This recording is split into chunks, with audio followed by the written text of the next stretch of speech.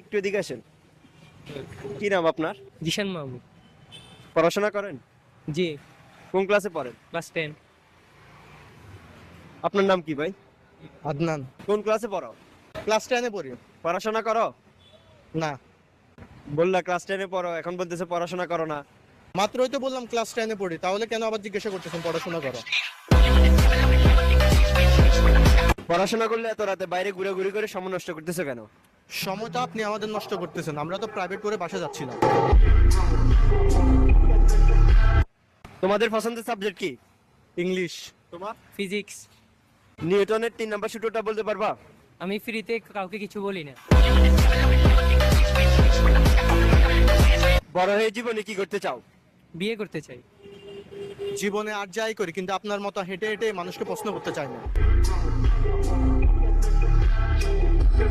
আমরা তো শুধু প্রশ্ন করি না,